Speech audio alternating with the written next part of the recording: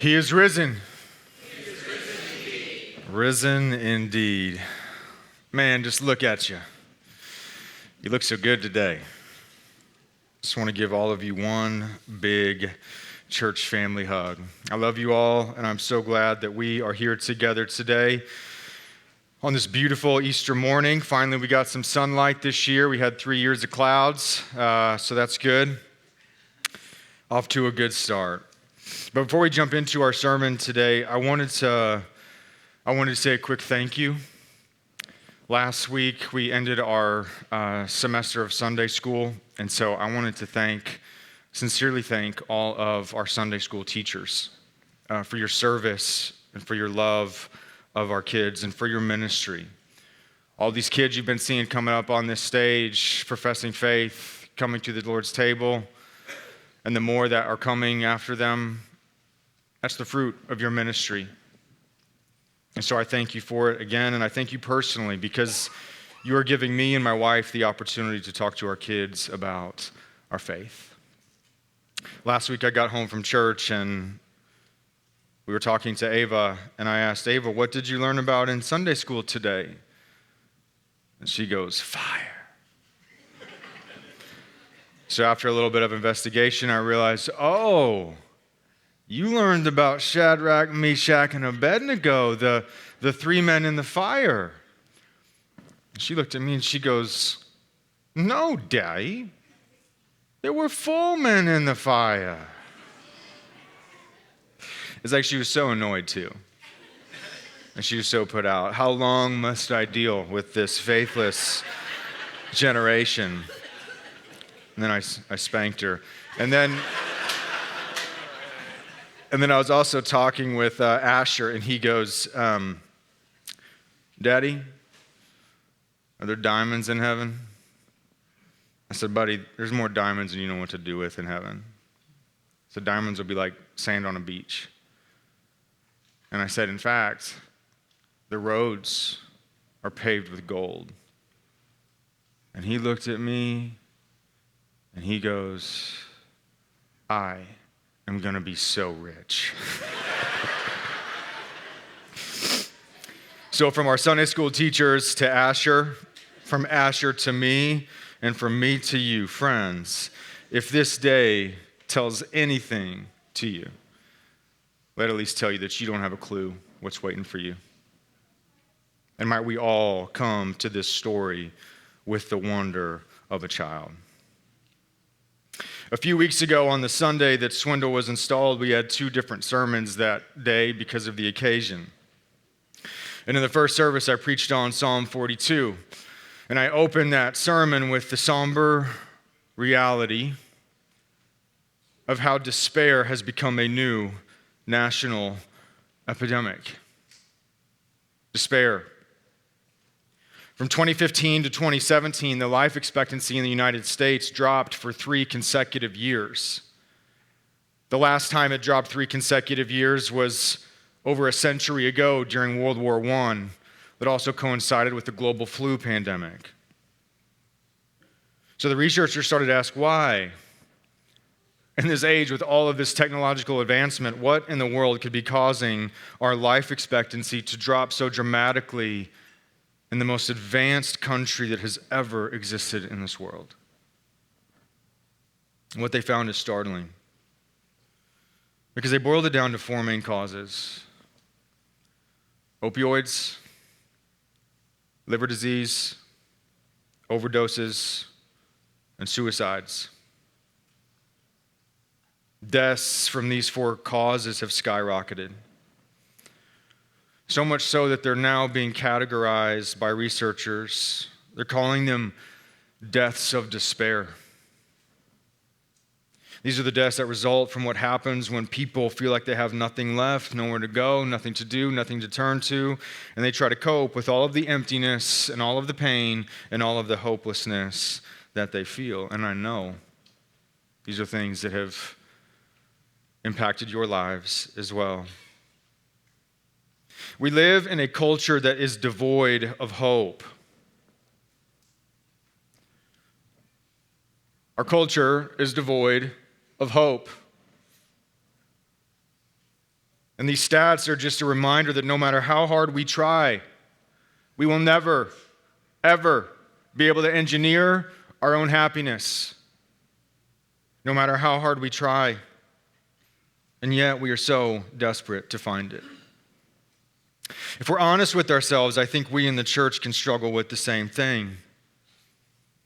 We struggle with hopelessness because we live in the same world. And you might say to yourself, yeah, I don't feel hopeless. Yeah, okay, but do you feel hope? Has hope gotten down into your bones and filled your heart? Because being a Christian doesn't protect us from parenting difficulties, job loss, broken relationships, failing health, or the most horrific tragedies. We struggle to find hope in the midst of all of the headlines and all the heartache of this broken world. And why is that? We are the people who celebrate Easter, after all. So why do we struggle with the hopelessness ourselves? I'm not a sociologist, I'm a pastor, so I'll offer two reasons. One, we don't experience hope because we're so unwilling to engage with our grief. We do not experience hope because we are refusing to engage our grief. Hopelessness is what happens in a culture that does not want to feel grief. It only wants to feel good. And so when our lives come in contact with this broken world and all of the inevitable grief that produces, we don't know what to do. And since we're so resistant to feeling it, we have to medicate it. Something to make us feel good and to keep all of that grief at bay. And honestly, sometimes we even use our religion to do it. We use it as a crutch, not as a comfort. You can see this playing out even with recent tragic events. We so quickly hear the platitudes of God's in control. Jesus is on the throne. True, 100%. And as well-meaning as that may be, I am convinced that we use these statements as a means of moving on from our grief, not moving in to our grief. And you can see this happening this very weekend. Why do you see so many churches skip over Good Friday and only observe Easter? Because we only want the happy part. We want that part that makes us feel good. And so Easter is used like Novocaine, something to distract us from the pain and the hurt and the sadness and the hardship of life for a minute. Easter gets hijacked by therapeutic spirituality that only presents a God that just wants to get you out of your problems, instead of a God that is worth finding in your problems. And I will say this every Easter that I preach from this pulpit. If we celebrate Easter in this triumphalistic way that detaches it from the grief of this world, then we shouldn't be surprised that we don't experience hope when that grief comes. Because we just end up treating Easter like it's the 4th of July. Just a day to celebrate that we won't really think about again until the same time next year. And in the end, it really doesn't change how you live. We don't experience real hope because we're so unwilling to experience grief. And maybe it's because the thing that we really hope for is that we can build a life for ourselves that's as free of suffering and grief as possible. Maybe that's our real hope. And yet in the end, it doesn't mix very well with our Lord who says, in this world you will have tribulation. In this world we will have grief. But secondly, we don't experience hope because we only remember the historical Jesus. And we don't actually interact with the glorified, resurrected Jesus.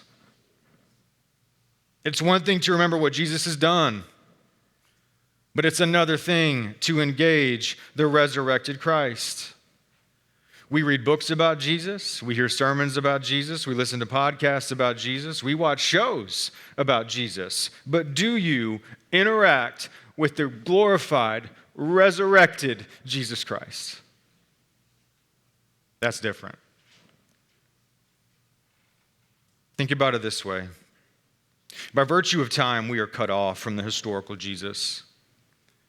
We can't travel back in time 2,000 years and experience the historical Jesus that physically walked this earth and witnessed all that he said and all that he did. So why do I make that distinction? It's because essentially everyone that you know has encountered the historical Jesus. Everyone you know could tell you something of what he did. We do not live amongst unreached peoples. They could tell you that he was maybe born of the Virgin Mary, or he died on a cross, or that Easter is the day that he rose from the dead. But knowing about the historical Jesus is not the same thing as encountering the resurrected one. Because everyone in this gospel story had encountered the historical Jesus, live and in the flesh. They had a front row seat. But what they needed was an encounter with the glorified, resurrected Christ. And so do we. So friends, I don't want us to just feel a moment of hope today. I want us to learn how to find hope tomorrow, and the day after that, and the day after that, and the week after that, to learn to find hope in the midst of your circumstances and your situations and whatever it is that life brings you and all of that grief. To find all of that hope in the grief of a struggling marriage and difficult parenting and those hard days and those melancholy moments, of frustrating career and those seasons of life you just want to be over. I want to find hope in that. So how do we find it? Well, our passage this morning weaves it all together. It's a story that asks you, do you want to encounter the resurrected Christ? What if he's hidden inside of all of those places in your heart that you don't want to go? Do you want to find the resurrected Christ and know the hope of encountering him? To find him, we have to walk the road to Emmaus. It's the afternoon on the very first Easter. 2 disciples are walking the 7 miles from Jerusalem to Emmaus. These 2 disciples aren't a part of the 12. They're probably part of the larger group of 70 disciples that closely followed Jesus everywhere he went. They're walking in that hot sun, deep in conversation about everything that had just happened over the last week in Jerusalem. The triumphal entry, the mobs, the crowds, the crucifixion, trying to wrap their heads around all of it and the rug pull that it was. Probably just trying to get out of town, to just escape the claustrophobic sadness and sorrow of the city. Or maybe they were just going home because it was all over. Another traveler comes up beside them. It's Jesus.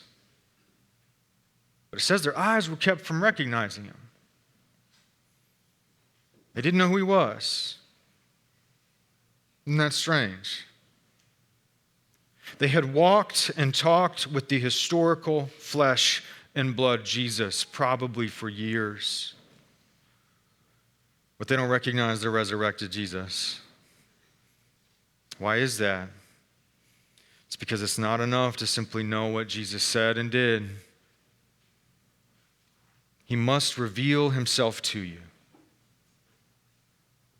Here's a way of thinking about it. All of throughout Jesus' ministry, the disciples continuously failed to understand Jesus' teaching. Like start to finish. They didn't get it. They struggled to see the heart and the substance of God's purposes in Christ. Jesus kept saying that he was going to be delivered over and to suffer, and he was going to die so that the purposes of God would be fulfilled in him. And the disciples were like, that's cool, that's great, but when are we going to crush the Romans? When are we going to take over the world? Even at the Last Supper, as Jesus is talking about his suffering, an argument broke out amongst the disciples at the table about who was going to be the greatest in the kingdom. They did not get it. Jesus didn't fit inside the box of their hopes and expectations. They were blind. And these two disciples were too. But now Jesus is resurrected, which means that he now fully embodies the purposes of God.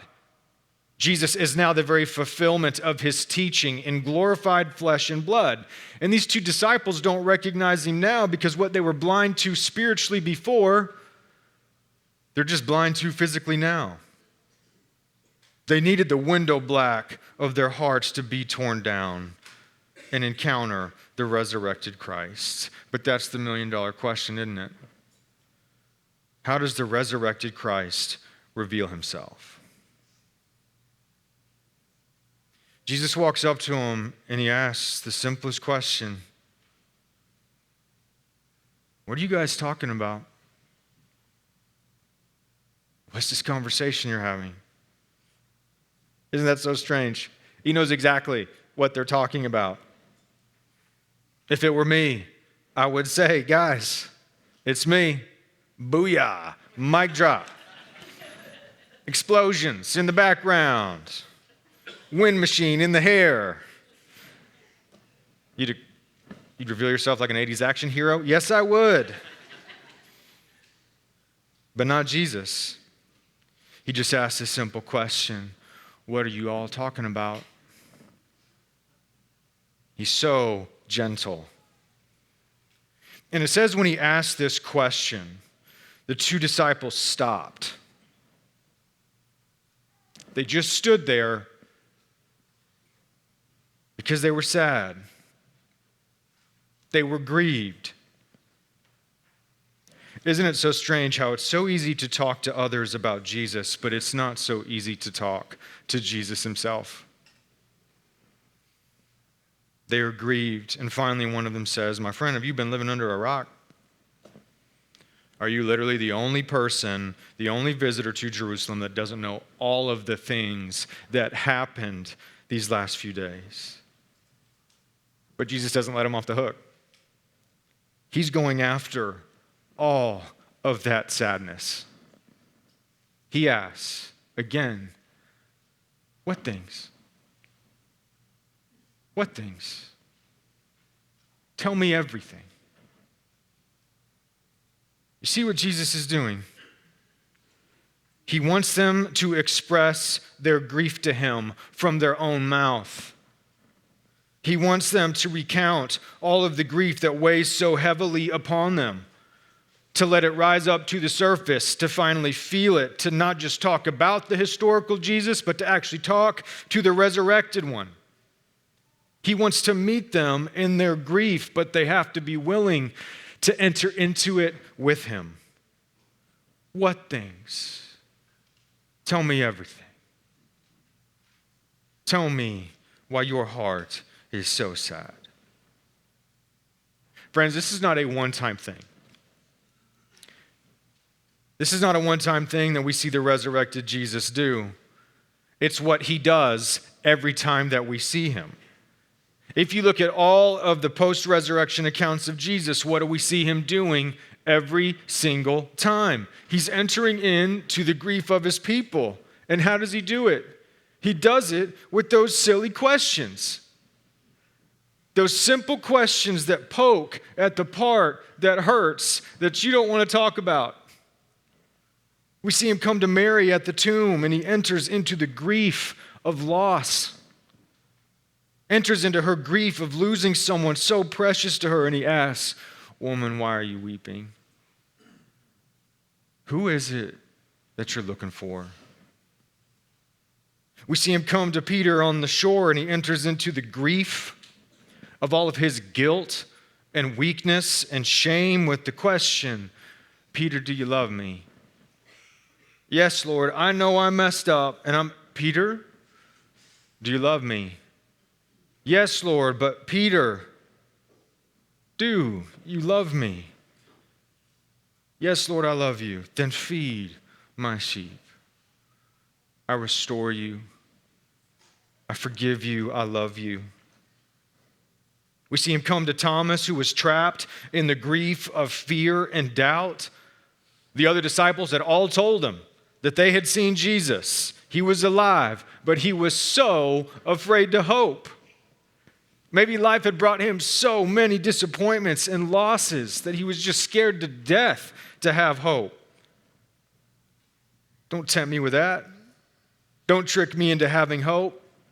I know what this world is. I know what this world does. I want to see his scars, because that crucifixion is the only thing that's real in this world. And 8 days later, the resurrected Jesus appears in the room, and he enters into Thomas's grief, and he says, Thomas, will you come close to me? Will you touch my hands? Will you touch my side? The resurrected Jesus reveals himself by entering into the grief of his people. This isn't new. This is what our God does. We saw with Elijah on the mountaintop when he despaired of living. Elijah, why are you here? We saw with Jonah as he was eaten up with the grief of all of his unmet expectations. Jonah, why are you so upset? It's why when you come to Dark Saturday, it's the first question that you are confronted with. Why are you here? What are you looking for? Are you ready to talk to the resurrected Christ? Because he enters into the grief of his people with those silly questions so that we might enter into that grief with him. And you still say, why? Why there? Why grief?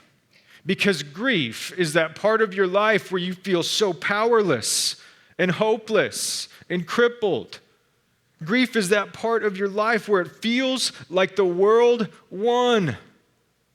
And Jesus meets you there so that you might encounter the one who overcame the world. It's where he met them. It's where he'll meet you.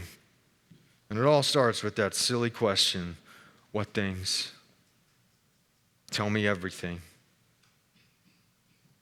So Cleopas answers and says that there was this man, Jesus, a mighty prophet, powerful in word and deed, who did all sorts of signs and wonders, but he was delivered over and he was crucified. They went through all the details of the historical Jesus, but buried in their retelling of the story, they showed their hand. Cleopas said, we had hoped that he would be the one to redeem Israel. We had so hoped that he would be the one to rescue us from the Romans, to free us, to restore us. We had so hoped, but now all of that hope is gone. And that's it. That is what Jesus is after. That hopeless space where it feels like the world won, where our disappointments finally rise to the surface. It's what Jesus wants, to enter that grief and for you to finally give voice to all of those unmet expectations and desires so that we finally start being honest with ourselves and with him. We stop throwing platitudes at it all. We say, Jesus, yes, blessed be your name, but I so wanted you to heal my loved one. Jesus, I so hoped that you would intervene with my kids. Jesus, I so hoped that you would have made my life turn out differently. I so had hoped that you had been there that day. I so wish that you had done something in that moment. Now these disciples are being honest about what they really wanted. We hoped that Jesus would deliver us, but now he's dead. Now they're being honest with Jesus. And now Jesus is going to be honest with them. He says to the two, are you so slow of heart? You're so slow of heart to believe all that the prophets have spoken. Don't you know? Don't you know it was always supposed to happen this way? And then this is where you think that Jesus would do the big reveal. Guys, I am the one. Here I am. But he doesn't. Instead, what does he do? He tells them the story. He tells them the story. He leads them through the scriptures, and he retells the story from the beginning to show them how all of this pointed to this. It all pointed to him. And that is so deeply significant. Because again, Jesus could just reveal himself, but he doesn't. Here he is instead leading them through the scriptures, telling them the story. So what are we supposed to make of this? It's so significant because Jesus meets them in that grief. He invites them to lay all of it before him and to draw out all of those disappointments and devastations. And then he does this. He leads them through the scriptures. Why? Because up until this point, they had made the story about them. They'd heard the scriptures. They'd followed the historical Jesus and saw all that he did. But what did they do with all of it? They thought that Jesus was going to give them the life they envisioned for themselves. They thought Jesus would reinforce everything they wanted their life to be. And they needed to rehear the story. And we know this, how we can come to the Bible and look for those parts that we want. We can look for those verses that kind of make us feel like maybe Jesus wants the same thing that we want. We interpret the story through our own hopes and expectations. Jesus, don't you promise blessing? Well, this is what would bless me. Jesus, don't you promise life? Well, this is the life that I want. And Jesus leads them through the scriptures to show them, to bring them to a place of awakening. By showing them the reason that they don't understand this story and everything that's happened around them is because they were always trying to fit Jesus inside their story. And he does not fit. And Jesus is leading them through it all to say, it's time to let all of that go. All those hopes, expectations, let them go. And trust me. Finally, they come to Emmaus, and all of this is beginning to take effect. Even though they still didn't know this is Jesus, their hearts were burning within them, and they wanted more. They were hungry for it. And yet, strangely enough, Jesus waves goodbye. He's moving on. But the two disciples ask him to stay. And they invite him in. And then the strangest thing happens when they sit down at the table. They let Jesus be the host. They let Jesus be the host. Even though they invited him, and even though this very well was probably their own home, they let Jesus be the host. That may seem so simple, like a small detail that you could miss reading this 1,000 times. But it's everything. Is this not a picture of what it's all about? Where they now let Jesus take over. They're finally letting him lead the way, and they are waiting on him to feed them. And now they're ready. And here it comes. Jesus took the bread, he blessed it, he broke it, and then he gave it to them. And when he gave it to them, their eyes were opened, and that's when they recognized him.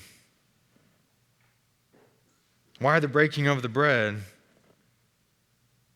I think this part of the story holds all the mysteries of our faith. They recognized him in the breaking of the bread. It's the moment that Jesus chose to reveal himself to them. A moment that echoed when he fed the 5,000. And he said, I am the bread of life. It echoed the night of his betrayal when he said, "This is my body given for you."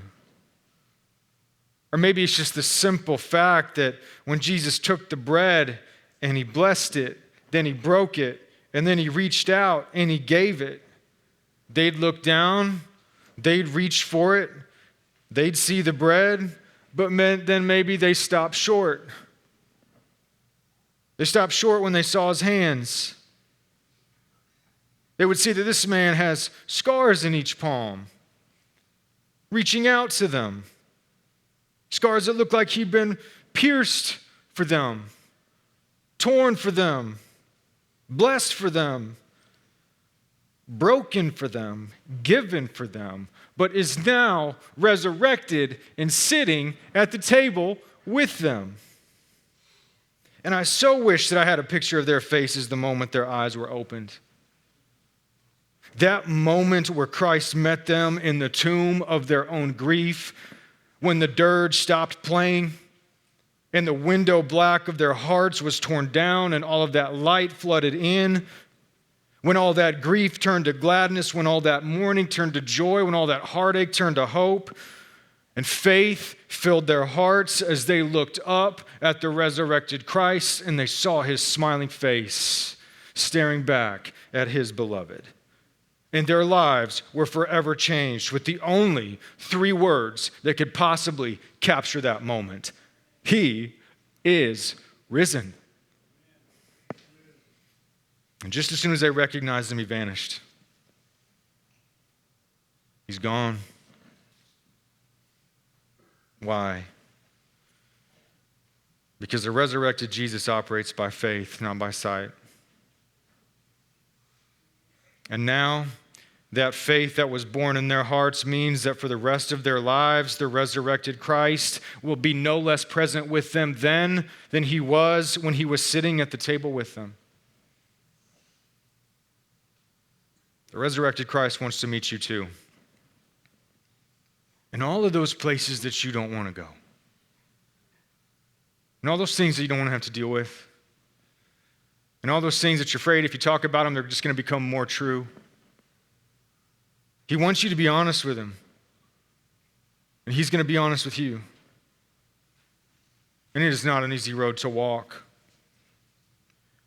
Because it is a road that requires, in order for you to walk it, you have to let go of so many hopes and expectations that you so desperately cling to for yourself.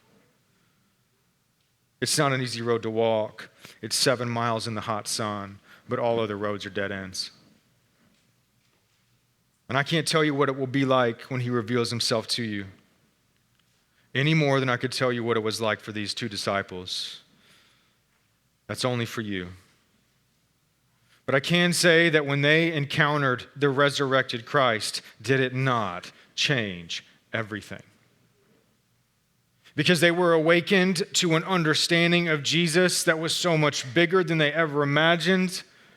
He was doing more than they ever dreamed, and it was more beautiful than they'd ever hoped. They came to know that he was more powerful and cosmic and close than anything they ever knew before. And that filled their hearts with hope. That got down into their bones, energized their bodies to where they jump up from that table and they run. Oh, baby, they run. They run 7 miles laughing and crying and huffing and puffing with stitches in their side and tears in their eyes, running all night like little lights shining with the hope of Christ in the dark of this world. Running back to that place of sorrow, running back to that place of sadness, running back to that place of grief, the very place they had been running from. And they ran to the grievers and they burst the doors open with the 3 words that a hopeless world so desperately needs. He is risen. But here's the thing. None of the things that they wanted or hoped for had even changed. It was all the same. But they were not. Because they had encountered the resurrected Christ in their grief. So you want to know where I'm at with all this? I want to run like that. I want to run like that. I want Chad and Jada Scruggs to run like that. Lois Sprague, I want you to run like that. David and Francis McAvoy, I want you to run like that. Sonny Jean, I want you to run like that. Pamela Turner, I want you to run like that. I want our children to run like that. I want us all to run like that. Like little lights shining with the hope of Christ in the hopeless dark of this world. Because there is so much window black that needs to come down. To run like those who have encountered the resurrected Christ who meets his people in their grief. That's hope for today. That is hope for tomorrow. That is hope for whatever this world throws at you. Because it's there that you encounter the one who overcame the world. Might we all know that hope of encountering the resurrected Christ. But it all begins with that silly question. What things? Tell me everything. For the glory of Christ and the life of the world. Let's pray. Lord Jesus, we ask that you would draw near to all of us on the road. And we ask that you would go to work on our hearts. Even as we walk down the road of this aisle to this table with you. We ask that you would meet us here and reveal yourself to us. In the name of Christ our Lord, amen.